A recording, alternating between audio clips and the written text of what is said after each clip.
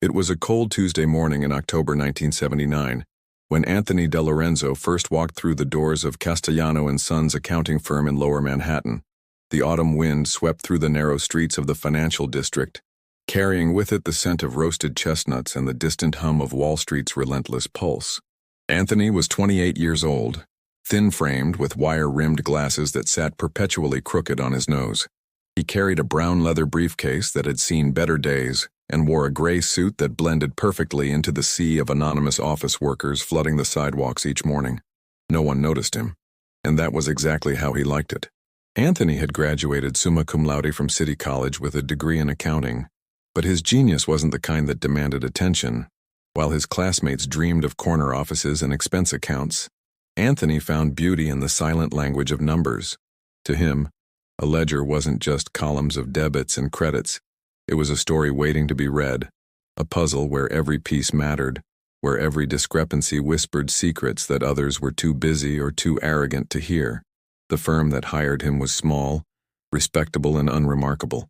Or so it appeared. Oh, what Anthony didn't know on that first day, what no one had bothered to tell him, was that Castellano & Sons had a second set of clients.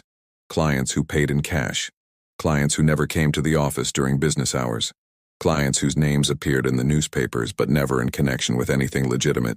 For the first 6 months, Anthony simply did his job. He reconciled accounts, prepared tax returns, tracked expenses. He arrived at 8:30 every morning and left at 5:30 every evening. He ate lunch alone at his desk, always a turkey sandwich from the deli on Fulton Street, always with a side of pickles. His coworkers considered him boring. His supervisor considered him reliable. No one considered him dangerous. But Anthony was watching, always watching. It started with small inconsistencies. A restaurant in Little Italy that reported $17,000 in monthly revenue, but somehow paid $62,000 in vendor invoices. A trucking company in Brooklyn that showed massive fuel expenses but owned only 3 vehicles.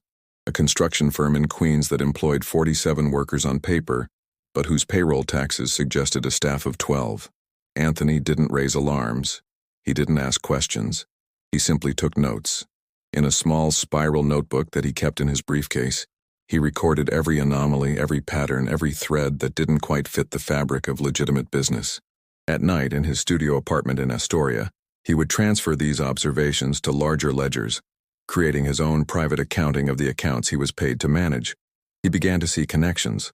The restaurant owner in Little Italy had a brother who owned the trucking company in Brooklyn.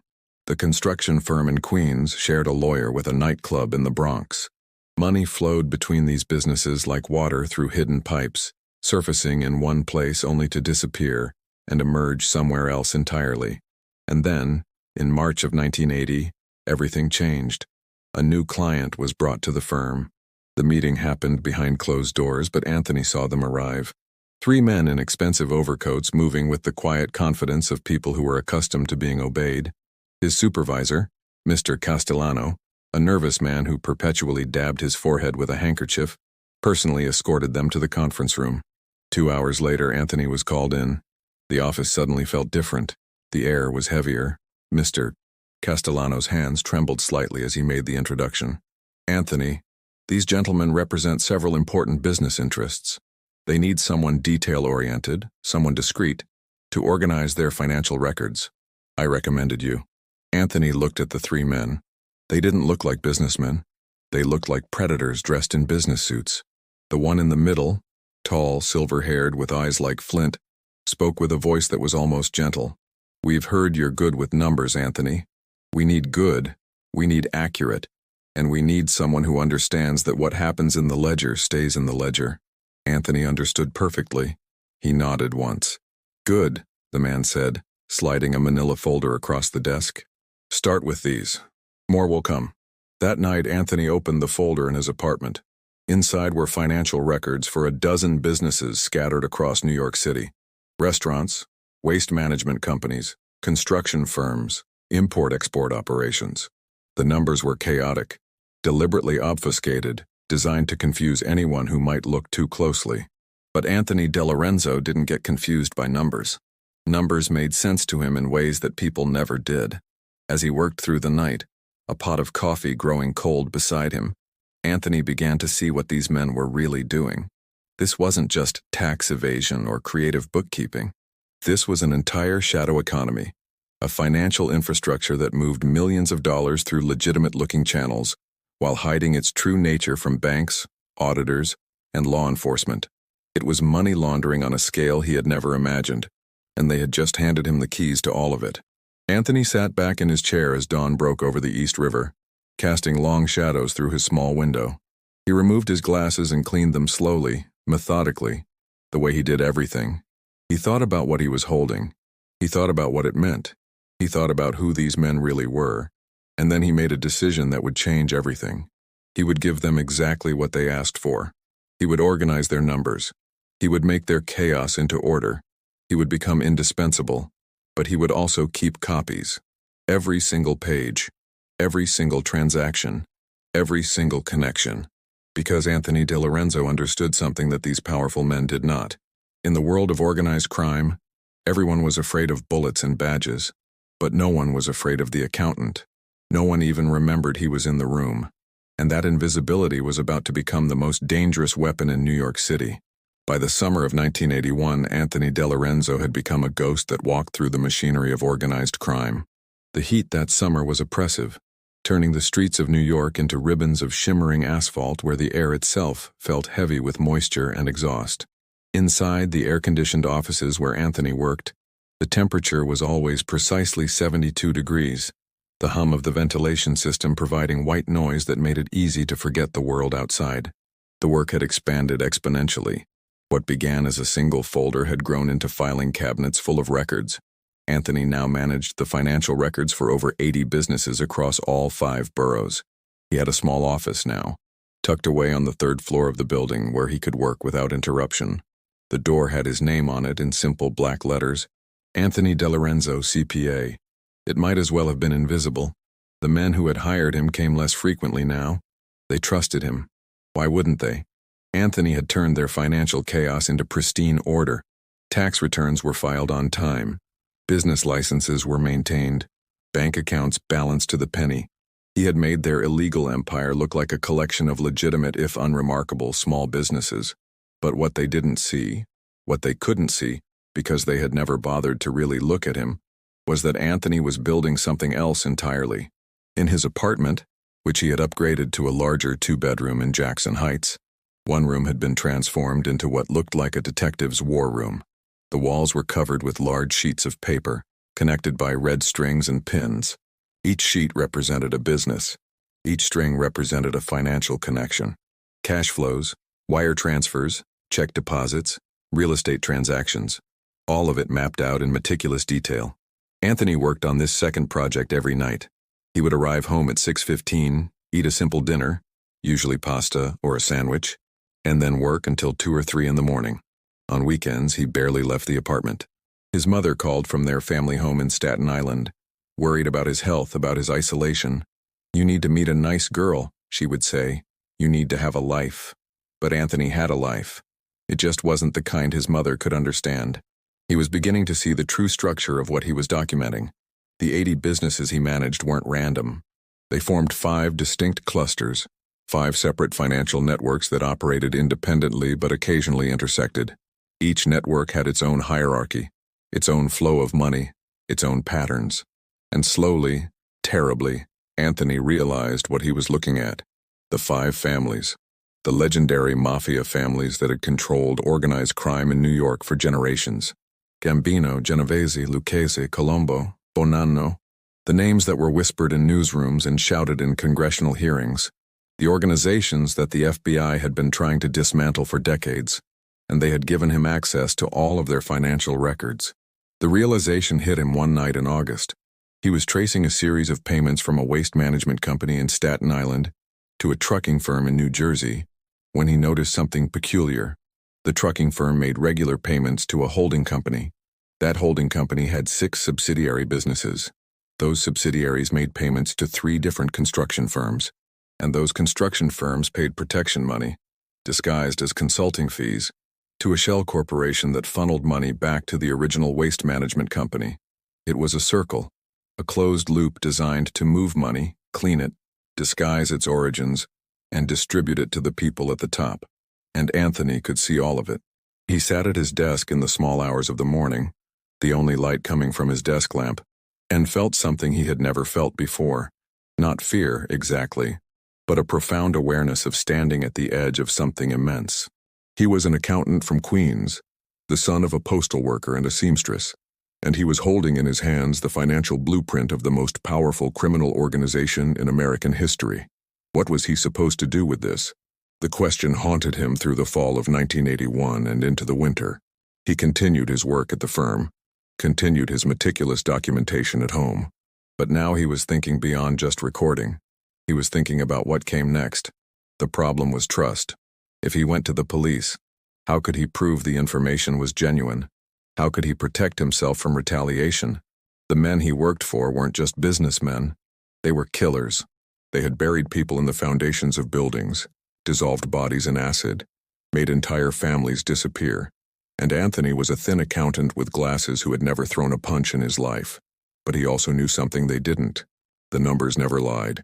You could threaten a witness, bribe a cop, kill an informant, but numbers existed independent of fear or loyalty. Numbers were truth in its purest form. In January of 1982, Anthony made a decision. He began making copies, not just notes, but actual photocopies of documents. He would stay late at the office, waiting until everyone else had gone home, and then carefully copy page after page of financial records, bank statements, wire transfer receipts, canceled checks, ledgers, tax returns, all of it. He stored the copies in bankers' boxes that he kept in a storage unit he rented under a different name in Flushing. The work was agonizingly slow. He could only copy a few dozen pages each night without risking suspicion. The copy machine in the office was old and loud, and he had to pause every time he heard a sound from the street below, terrified that someone would return and find him. But month after month, the boxes in the storage unit filled. And then, in April of 1982, something happened that changed everything. One of the men Anthony worked for, a captain in the Gambino family named Vincent "Vinny Smoke" Scarpa, was arrested on racketeering charges. The arrest made headlines. The FBI had been building a case against him for years, using wiretaps and surveillance. But despite all their evidence, they couldn't make the financial connections stick. Scarpa's lawyers were too good. The money trail was too convoluted. Anthony read about the case in the newspaper during his lunch break. He sat in his small office, turkey sandwich untouched, and realized something profound. The FBI was trying. They were working. They had resources and agents and technology. But they couldn't see what he could see. They were looking at the crime. He was looking at the money. And money told the whole story. That night, Anthony sat in his apartment and stared at the web of connections on his wall. The red strings connecting businesses, the photographs of buildings and documents, the careful annotations in his precise handwriting. He thought about Vincent Scarpa and the prosecutors who were struggling to prove what Anthony knew with absolute certainty. He thought about all the victims, the families destroyed, the communities terrorized by the organizations he was helping to hide. And he thought about the $42 discrepancy that had started all of this. A tiny error in a restaurant account that first made him look closer, that first made him wonder what else might be hidden in the numbers. Anthony DeLorenzo made his decision. He would take down the 5 families, not with guns or badges or wiretaps, with spreadsheets, with ledgers, with the irrefutable truth of mathematics. But he would have to be patient. He would have to be careful. And he would have to gather every single piece of evidence before he made his move, because he would only get one chance. And if he failed, he would disappear just like all the others. The accountant returned to his wall of evidence and began to plan. The winter of 1983 was brutal. Snow fell in heavy, wet clumps that turned the streets of New York into gray slush trenches. The temperature dropped below freezing and stayed there for weeks, turning the city into a landscape of ice and steam rising from subway grates. But inside Anthony DeLorenzo's apartment in Jackson Heights, the work continued with mechanical precision, immune to weather or season. The second bedroom was now completely covered. Every wall, every available space, hundreds of pages of financial documents, organizational charts, photographs, and handwritten notes. The red strings that connected everything had multiplied until they looked like a spider's web, complex, delicate, and deadly. To anyone else, it would have looked like the obsession of a madman. But to Anthony, It was simply the truth made visible. He had been doing this work for nearly 4 years now. 4 years of copying documents. 4 years of late nights and weekend isolation. 4 years of maintaining his facade at the office while building his secret case at home. The strain was beginning to show. He had lost weight. His clothes hung loose on his already thin frame. Dark circles had taken permanent residence under his eyes. His mother worried constantly. His few friends from college had stopped calling after months of declined invitations. But Anthony was close now. So close. The breakthrough came in March of 1983, when he was assigned to handle the financial records for a new client, a luxury car dealership in Manhattan that sold Cadillacs and Mercedes to wealthy customers. The dealership was owned by a company called Parkside Investments. Parkside Investments was owned by a holding company in Delaware. The holding company was owned by a trust in the Cayman Islands. Anthony traced the ownership chain with the same patience he brought to everything else.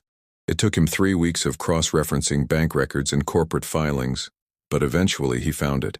The beneficial owner of the trust was a lawyer in Manhattan named Robert Castellini, and Robert Castellini was the legal counsel for all 5 families. This was the connection he had been searching for, the central node where all 5 criminal organizations intersected. Anthony worked through the night, pulling documents from his banker's boxes, comparing signatures, tracking money flows. By dawn, he had mapped it completely. The car dealership was a washing machine for drug money from all 5 families. Cash would come in from street operations, narcotics, gambling, loan sharking, prostitution. The cash would be used to buy cars that existed only on paper.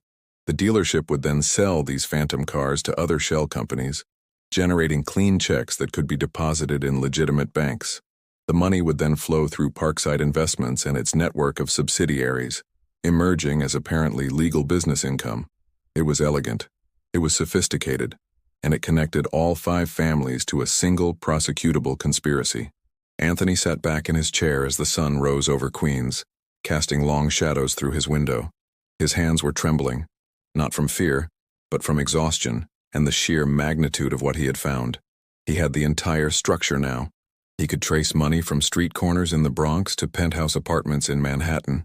He could show exactly how the families cooperated, how they divided territories, how they resolved disputes through their shared financial infrastructure.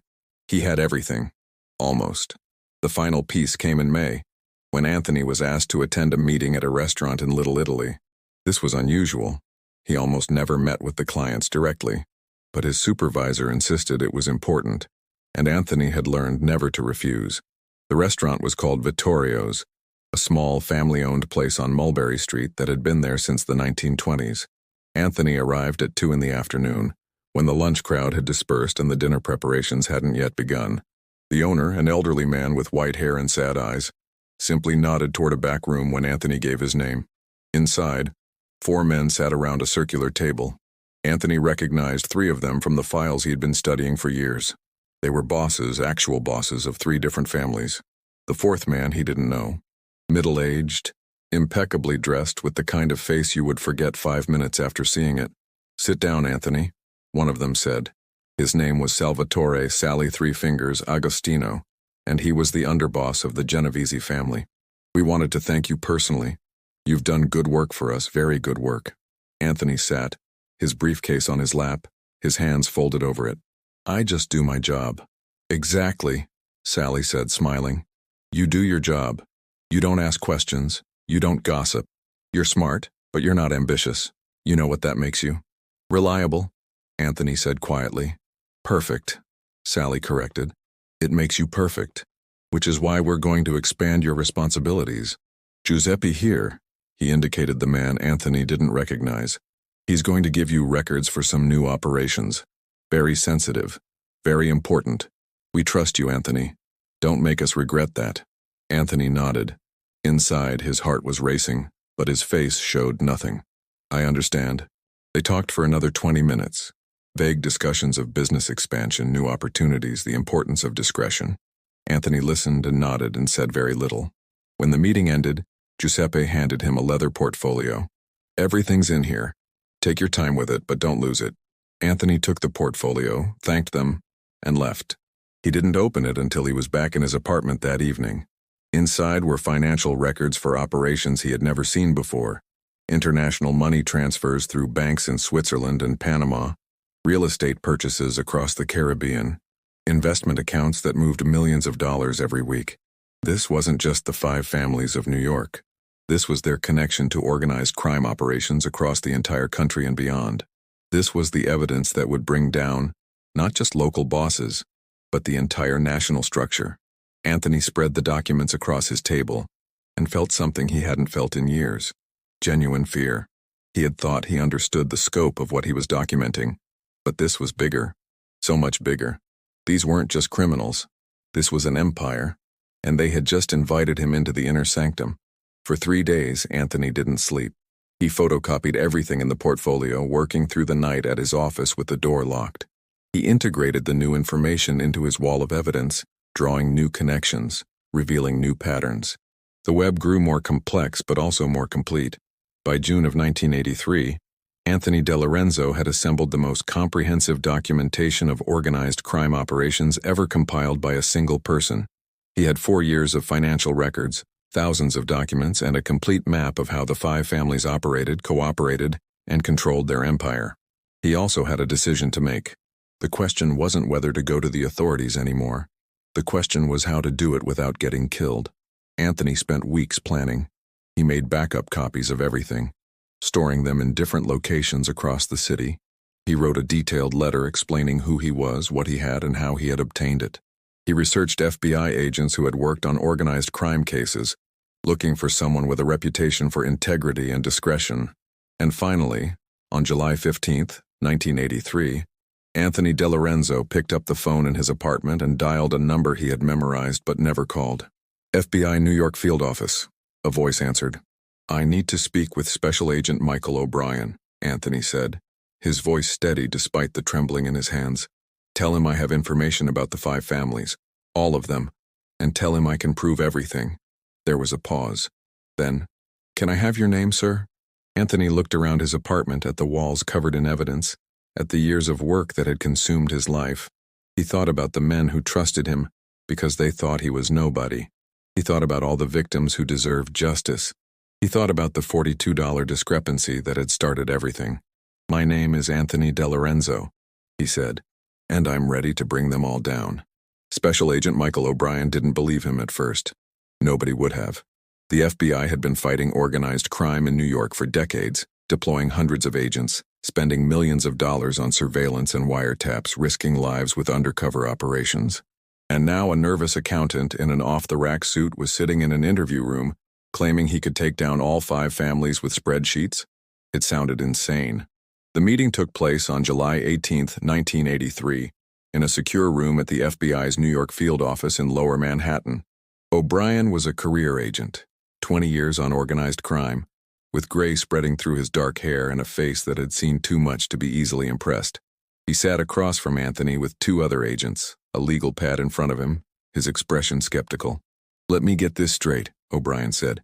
"You work for an accounting firm that handles finances for mob-connected businesses, and over the past 4 years you've been secretly documenting everything, and you're now prepared to hand this information over to us." "Yes," Anthony said simply. "Why?" It was the question Anthony had been expecting. He had rehearsed his answer, but in the moment he found himself saying something different than what he had planned. "Because someone has to, and I can." O'Brien studied him for a long moment. "You understand what you're doing? These people don't forgive betrayal. They'll kill you. They'll kill your family. My mother lives in Staten Island," Anthony said quietly. "She's 72 years old. She thinks I work for a regular accounting firm. If I do this, you'll need to protect her. If the information is good, we can put her in witness protection." "The information is good," Anthony said. He opened his briefcase and removed a folder. Inside were 50 pages of financial documents, carefully selected to demonstrate what he possessed. "This is 1% of what I have. Bank records showing money laundering through a restaurant chain owned by the Gambino family. Wire transfers connecting the Lucchese and Colombo families to a construction kickback scheme. Tax returns for shell companies used by all 5 families to hide drug proceeds." He slid the folder across the table. O'Brien opened it. His expression didn't change as he flipped through the pages, but his fingers moved more quickly as he went deeper into the documents. Finally, he looked up. Where did you get this? They gave it to me, Anthony said. They hired me to organize it. They trusted me because I was nobody. Just an accountant. Invisible. O'Brien closed the folder. How much more do you have? Everything, Anthony said. Every financial transaction for 83 businesses across all 5 boroughs. Organizational charts showing the hierarchy of all 5 families. Proof of cooperation between families on major criminal enterprises. International connections to crime syndicates in Italy, South America, and Asia. 4 years of documentation. Thousands of pages. The room was silent for a moment. Then one of the other agents, a younger man named Torres, spoke up. This could be the biggest organized crime case in history. Or it could be fabricated, O'Brien said. But his tone suggested he didn't believe that. We'll need to verify everything. I expected that, Anthony said. I can walk you through every document, explain every connection. I know these organizations better than they know themselves. What followed was the most intensive debriefing in FBI history. For 6 weeks, Anthony DeLorenzo worked with a team of federal agents and prosecutors, going through his evidence page by page. He had been moved to a safe house in New Jersey, a nondescript apartment in Fort Lee with 24-hour protection. His mother had been relocated to a secure facility in upstate New York, told only that her son was helping with an important investigation. The scale of what Anthony had documented became clear quickly. He had traced over $240 million in illegal proceeds through the 5 families' operations. He had identified 47 businesses being used for money laundering. He had mapped out the complete organizational structure of each family, identifying bosses, underbosses, capos, and soldiers. He had even documented meetings and financial decisions that revealed how the families coordinated their activities. Most importantly, he had found the connections that proved RICO, Racketeer-Influenced and Corrupt Organizations Act, violations. The RICO Act, passed by Congress in 1970, allowed prosecutors to charge criminal organizations as ongoing enterprises, but it required proof that the organization operated as a unified conspiracy. Anthony's financial records provided exactly that proof. You've given us the blueprint, O'Brien told him one evening in September, as they reviewed another set of documents. The entire blueprint, we can trace money from street-level crimes all the way up to the bosses.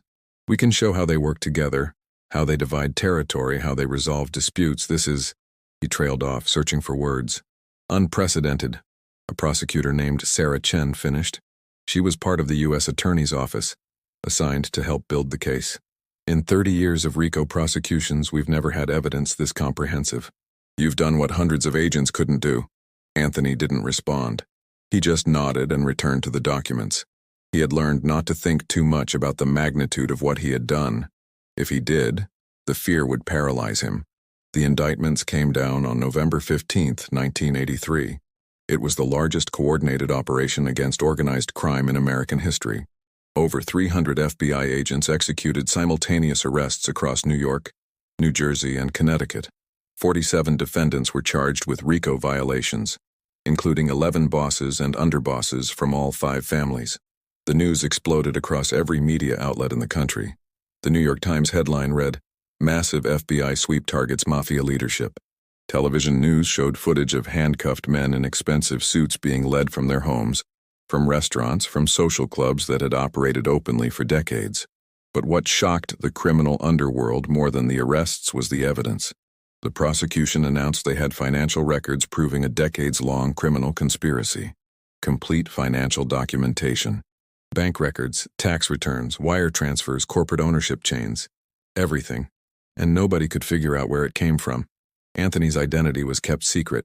In all court filings, he was referred to only as confidential informant number 1. Prosecutors went to extraordinary lengths to protect him. His testimony was given via closed-circuit video from an undisclosed location. His face was never shown. His voice was electronically altered. The trial lasted 14 months. It was the longest organized crime trial in New York history. Defense attorneys threw everything at the case. They challenged the evidence, attacked the prosecution's theory, demanded to know the identity of the informant. But the evidence was overwhelming. Anthony had documented everything so meticulously, with such attention to detail, that it was impossible to refute. Jury deliberations took 9 days. On January 19, 1985, the verdict came back. guilty on all counts for 43 of the 47 defendants. The 4 who were acquitted were low-level soldiers whose connection to the broader conspiracy couldn't be definitively proven. But the bosses, the men who had run the 5 families for decades, were convicted. The sentences were staggering. Life imprisonment for 11 defendants, sentences ranging from 25 to 50 years for most of the others. The 5 families of New York, the criminal organizations that had survived and thrived through Prohibition, the Great Depression, World Wars, and countless law enforcement operations, had been dismantled, not by bullets or bombs or dramatic shootouts, but by an accountant with a briefcase and an extraordinary attention to detail. In the months and years that followed, the ripple effects spread throughout organized crime in America. Without the leadership and financial infrastructure of the New York families, criminal operations across the country were disrupted. Follow-up investigations using Anthony's work as a template led to additional prosecutions in Chicago, Boston, Philadelphia, and Los Angeles. The FBI offered Anthony permanent witness protection, a new identity, a new life somewhere far from New York, but Anthony declined. He had one condition for his cooperation from the beginning.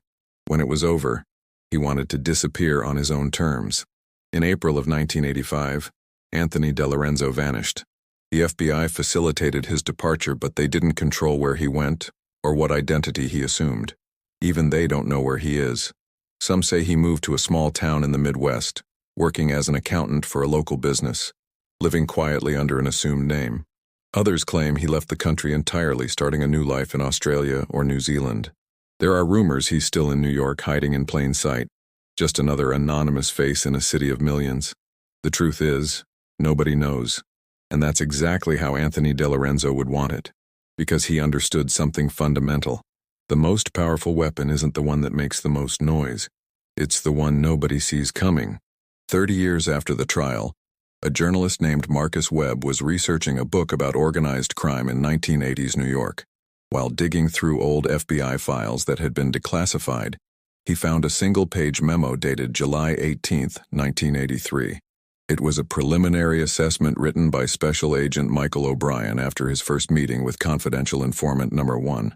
The memo read, in part, "Subject appears to be exactly what he claims, an accountant with extraordinary documentation of 5 families' operations. But there's something else. Subject didn't stumble into this information. He built a case with the patience and precision of a career investigator. When asked why he did it, he mentioned a $42 discrepancy that started him looking closer at the accounts. I asked him, out of millions of dollars in illegal transactions, why did $42 matter? His response, because if they were sloppy with $42, they were sloppy with everything else. And sloppy people make mistakes. I just had to be patient enough to document all the mistakes. This wasn't revenge. This wasn't moral outrage. This was someone who saw a puzzle and couldn't rest until he solved it completely. In 20 years with the Bureau, I've never met anyone like him. The mob bosses think they're untouchable because they're violent, because they're ruthless, because they inspire fear. But they made one critical mistake. They forgot that someone who isn't afraid and who has access to the truth is more dangerous than any soldier or informant. They hired an accountant to hide their crimes. Instead, they hired the man who would destroy them all. The memo was never meant to be seen by the public. It was simply O'Brien's private thoughts preserved in a bureaucratic file. But it may be the only honest assessment of who Anthony DeLorenzo really was and what he accomplished. In the end, the 5 families fell not because of violence or betrayal or dramatic confrontations. They fell because they trusted an invisible man with their secrets. They fell because they underestimated the power of patience, precision, and mathematics. They fell because one accountant decided that $42 mattered, and everything else followed from that single decision. The criminal empire that took generations to build was dismantled by spreadsheets, ledgers, and the quiet determination of someone nobody bothered to notice. If you found this story compelling, please subscribe to our channel for more incredible true stories about ordinary people who changed history in extraordinary ways. Sometimes the greatest heroes aren't the ones with badges or guns. They're the ones with briefcases and the courage to do what's right, even when it means risking everything. Hit that subscribe button and join us next time for another story that proves truth really is stranger than fiction.